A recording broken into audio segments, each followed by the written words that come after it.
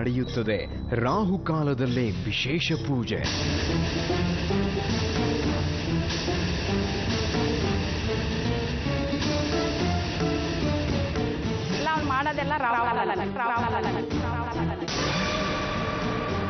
ಮಕ್ಕಳ ಭವಿಷ್ಯದ ಚಿಂತೆ, ಅವರಿಗೆ ಓದೋದ್ರಲ್ಲಿ ಆಸಕ್ತಿ ಇಲ್ಲ ಅನ್ನೋ ಸಂಕಟ, ಇದಕ್ಕೆಲ್ಲ ಎಲ್ಲಿದೆ ಪರಿಹಾರ?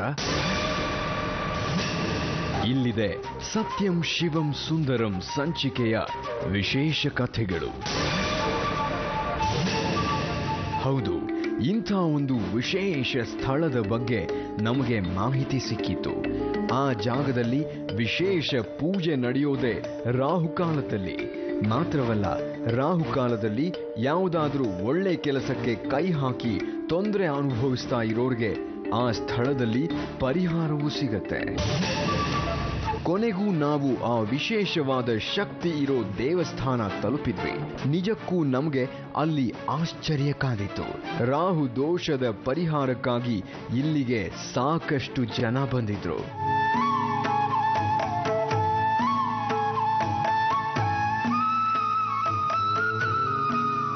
ಕೆಲವರು ಇದನ್ನೆಲ್ಲ ನಂಬೋದಿಲ್ಲ. ಏನಾಗುತ್ತೋ ನೋಡೇ ಬಿಡೋಣ ಅಂತ ರಾಹುಕಾಲದಲ್ಲೇ ಕೆಲಸ ಶುರು ಮಾಡಿರ್ತಾರೆ. ಇನ್ ಕೆಲವರು ಗೊತ್ತಿಲ್ಲದೆ ಶುಭ ಕಾರ್ಯವನ್ನು ರಾಹುಕಾಲದಲ್ಲಿ ಮಾಡಿರ್ತಾರೆ. ಅದರ ಪರಿಣಾಮ ಏನಾಗುತ್ತೆ, ಎಂತೆಂತಹ ತೊಂದರೆಗಳನ್ನು ಅನುಭವಿಸಬೇಕಾಗತ್ತೆ ಅನ್ನೋದಕ್ಕೆ ಇಲ್ಲೊಂದು ಉದಾಹರಣೆ ಇದೆ ನೋಡಿ. ನಮಸ್ಕಾರ ಸರ್. ನಮಸ್ಕಾರ. ತಮ್ಮ ಹೆಸರು ಸರ್? ನನ್ನ ಹೆಸರು ರಾಮಚಂದ್ರ ಅಂತ. ನಾನು ನನ್ನ ಹುಟ್ಟಿ ಸ್ಥಳ ಬೆಂಗಳೂರು. ಆದರೆ ನಾನು ಈ ಊರಲ್ಲಿ ಬಂದು ನೆಲೆಸಿ ಸುಮಾರು ಒಂದು 25 ವರ್ಷಗಳಾಗಿದೆ. ಭಾಳ ವರ್ಷಗಳಿಂದ ನನಗೆ ಒಂದು ಸೈಟ್ ತಗೊಳ್ಬೇಕು, ಒಂದು ಮನೆ ಮಾಡಬೇಕು ಅಂತ ಹೇಳಿ ಭಾಳಷ್ಟು ಆಸೆ ಇತ್ತು. ಸ್ವಂತ ಮನೆ ಮಾಡಬೇಕು ಅನ್ನೋದು ಪ್ರತಿಯೊಬ್ಬರ ಕನಸು. ಇಂಥ ಕನಸು ಈ ರಾಮಚಂದ್ರ ಅವರಿಗೂ ಇತ್ತು. ನಮಗಿವರು ಸಿಕ್ಕಿದ್ದು ಇದೇ ದೇವಸ್ಥಾನದಲ್ಲಿ. ಇವರ ಜೀವನದಲ್ಲಿ ನಡೆದ ಒಂದು ವಿಶೇಷ ಘಟನೆ ನಿಜಕ್ಕೂ ಕುತೂಹಲಕಾರಿ.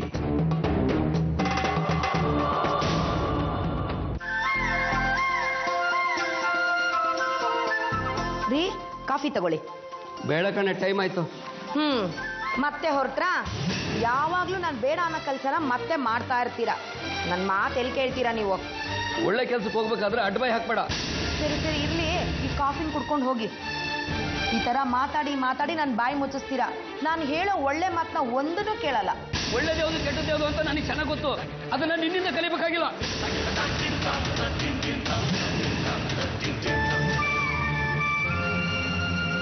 ಟೈಮ್ ಸರಿ ಇಲ್ಲದೆ ಇದ್ದಾಗ ಯಾರ ಮಾತು ರುಚಿಸೋದಿಲ್ಲ. ಆವತ್ತು ರಾಮಚಂದ್ರ ಅವರು ಮಾಡಿದ್ದು ಅದನ್ನೇ. ಹೆಂಡತಿ ಎಷ್ಟು ಹೇಳಿದ್ರೂ ಕೇಳದೆ ಅದೇ ಹೊತ್ತಲ್ಲಿ ಒಂದು ಸೈಟ್ ರಿಜಿಸ್ಟ್ರೇಷನ್ ಕೆಲಸಕ್ಕೆ ಹೊರಡ್ತಾರೆ. ಅದಾದ್ರೂ ಎಂಥ ಗಳಿಗೆಯಲ್ಲಿ. ಲೇ ವಿಶಾಲು, ಎಲ್ಲಿ ಹೋದೆ? ಇನ್ನೂ ಸತ್ತಿಲ್ಲ, ಬದುಕಿದೀನಿ. ಏನಂತ ಹೇಳಿ? ಅಯ್ಯೋ, ನೀನು ಬಾಯಿನಲ್ಲಿ ಒಳ್ಳೆ ಮಾತು ಬರಲ್ವಾ? ನೀನು ಮಾತು ಕೇಳಿದ್ರೆ ಚಿನ್ನದಂತ ಸೈಟು ಕೈ ತಪ್ಪು ಹೋಗ್ತಾ ಇತ್ತು. ಇವತ್ತು ರಿಜಿಸ್ಟ್ರೇಷನ್ ಮಾಡಿಸ್ಕೊಂಡು ಬಂದೆ. ನಿಮ್ ದುಡ್ಡು ನಿಮ್ಮ ಆಸ್ತಿ, ನನ್ಗೆ ಯಾಕೆ ಹೇಳ್ತಾ ಇದ್ದೀರಾ? ಇದನ್ನ ನನಗೋಸ್ಕರ ಮಾಡ್ಕೊಳ್ತಾ ಇದ್ದೇನೆ. ಇದನ್ನ ನಾನೇನು ಸತ್ತ ಹೊತ್ಕೊಂಡು ಹೋಗ್ತೀನ? ಇದನ್ನೆಲ್ಲ ಮಾಡ್ತಾ ಇರೋದು ನಿನಗೆ, ನಿನ್ನ ಮಕ್ಕಳಿಗೋಸ್ಕರ. ನೆನಪಿರ್ಲಿ. ಅದು ನನಗೂ ಚೆನ್ನಾಗಿ ಗೊತ್ತು ರೀ. ಯಾವುದೇ ಕೆಲಸ ಮಾಡಬೇಕಾದ್ರೂ ಹಿಂದು ಮುಂದು ಎಲ್ಲ ವಿಚಾರಣೆ ಮಾಡಿ ಮಾಡಬೇಕು. ಒಳ್ಳೆ ಕೆಲಸ ಮಾಡೋದಕ್ಕೆ ಒಳ್ಳೆ ಟೈಮು ಅನ್ನೋದೊಂದಿರುತ್ತೆ. ಆ ಪ್ರಕಾರ ಮಾಡಬೇಕು. ಅದು ನಿಮ್ಗೆ ಇವಾಗ ಎಲ್ಲಿ ಗೊತ್ತಾಗುತ್ತೆ? ಏನಾದರೂ ಹೆಚ್ಚು ಕಡಿಮೆ ಆಗುತ್ತಲ್ಲ, ಆವಾಗ ಗೊತ್ತಾಗುತ್ತೆ.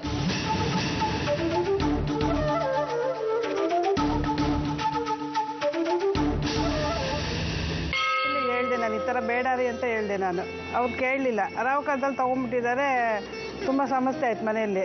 ತುಂಬ ಜಗಳಗಳಂತೆ. ಮಗನಿಗೂ ಹುಷಾರಿಂದ ಆಯಿತು, ಮಗಳಿಗೂ ಹುಷಾರಿಂದ ಆಯಿತು, ಸುಮಾರು ನನಗೂ ಹುಷಾರಿಂದ ಆಯಿತು. ಆಮೇಲೆ ಈ ಥರ ಏನೇನೋ ಸಮಸ್ಯೆಗಳು ಬಂತು ಮನೆಯಲ್ಲಿ. ಅಲ್ಲಿ ತನಕ ಕಷ್ಟನೋ ಸುಖನೋ ಗಂಡ ಹೆಂಡತಿ ಹೊಂದ್ಕೊಂಡು ಹೋಗ್ತಾ ಇದ್ರು. ಯಾವಾಗ ಆ ಸೈಟ್ ತಗೋತಾರೋ ಮನೆ ನೆಮ್ಮದಿನೇ ಹಾಳಾಗೋಯ್ತು. ಮೊದಲು ಗಂಡ ಹೆಂಡತಿ ಸಂಬಂಧದಲ್ಲೇ ಬಿರುಕು ಮೂಡುತ್ತೆ. ರಾಹು ರಾಮಚಂದ್ರ ಅವರ ಮನೆಯಲ್ಲಿ ತನ್ನ ಕರಾಮತ್ತು ತೋರ್ಸೋದಕ್ಕೆ ಶುರು ಮಾಡಿದ್ದ.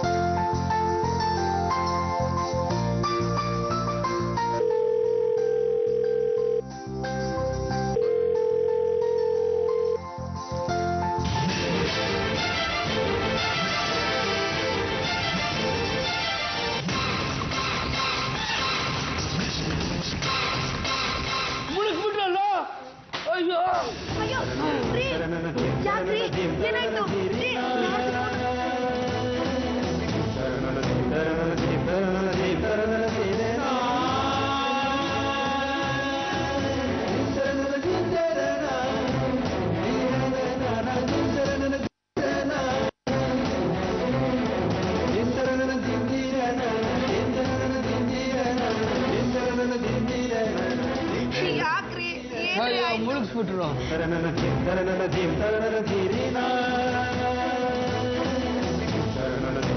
ಸೈಟು ಇಲ್ಲ, ದುಡ್ಡು ಇಲ್ಲ.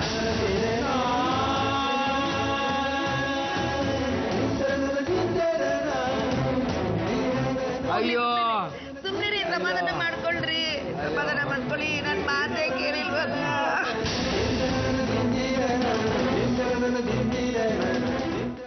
ಒಂದು ಸಣ್ಣ ನೆಗ್ಲಿಜೆನ್ಸಿ, ಅದು ಕಾಕತಾಳೀಯವೋ ಮತ್ತೊಂದೋ ಗೊತ್ತಿಲ್ಲ.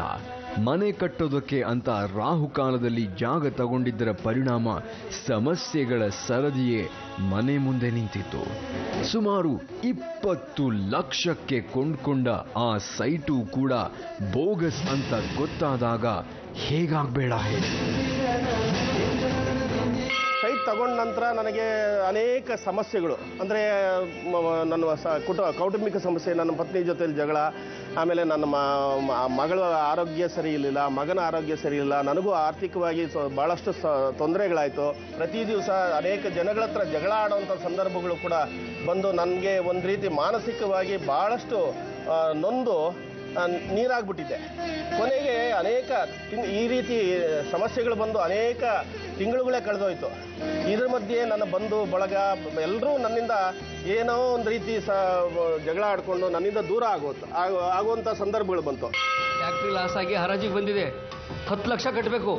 ಆ ಒಡಗಳನ್ನ ಕೊಡು, ಆಮೇಲೆ ಮಾಡಿಸ್ಕೊಂಡ್ರಾಯ್ತು. ಆಗೋದಿಲ್ಲ ಕಣ್ರಿ, ಅದು ಮಗಳ ಮದುವೆಗೋಸ್ಕರ ಮಾಡ್ಸಿಟ್ಟಿರೋದು. ನಾನು ಸತ್ರು ಅದು ನಿಮಗೆ ಕೊಡೋದಿಲ್ಲ. ಇರೋ ಹಣನೆಲ್ಲ ಕಳ್ದಿದ್ದಾಯ್ತು, ಈಗ ಒಡವೆ ಕೊಡ್ಬೇಕಾ? ಮರ್ಯಾದಿಂದ ಕೊಡು. ನೋಡು, ತಲೆ ಕೆಟ್ಟರೆ ನಾನು ಮನುಷ್ಯ ಅಲ್ಲ. ನಾನು ನೀವೇನ್ ಬೇಕಾದ್ರೂ ಮಾಡ್ಕೊಳ್ಳಿ, ನಾನು ಕೊಡಲ್ಲ.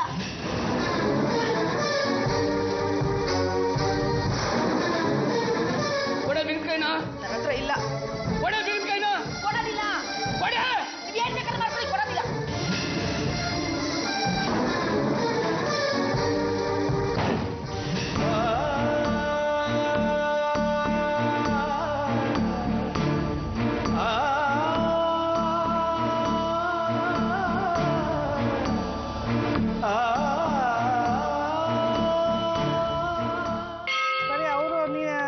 ಕೇಳಲ್ಲ ಅಂದ್ಬಿಟ್ಟು ಒಂದು ಸ್ವಲ್ಪ ದಿನ ಮನೆಯಿಂದ ಆಚೆ ಹೊರಗಡೆ ಹೊರಟೋಗಿದ್ರು. ಈ ಥರ ಸುಮಾರು ಸಮಸ್ಯೆನೇ ಬರ್ತಾನೆ ಇತ್ತು.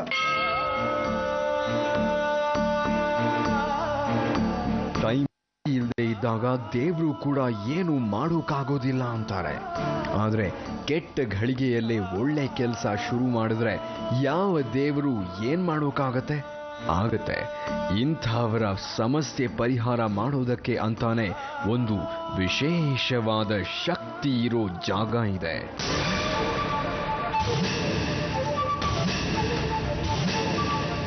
ಕೊನೆಗೆ ಈ ವಿಶಾಲಾಕ್ಷಿ ಶರಣಾಗಿದ್ದು ಇದೇ ದೇವರಿಗೆ.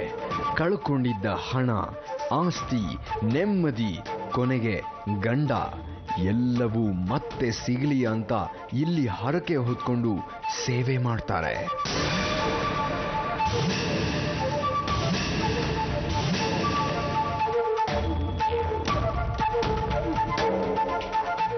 ವಿಶಾಲಾಕ್ಷಿಯವರು ಎಂತ ಹರಕೆ ಹೊತ್ಕೋತಾರೆ?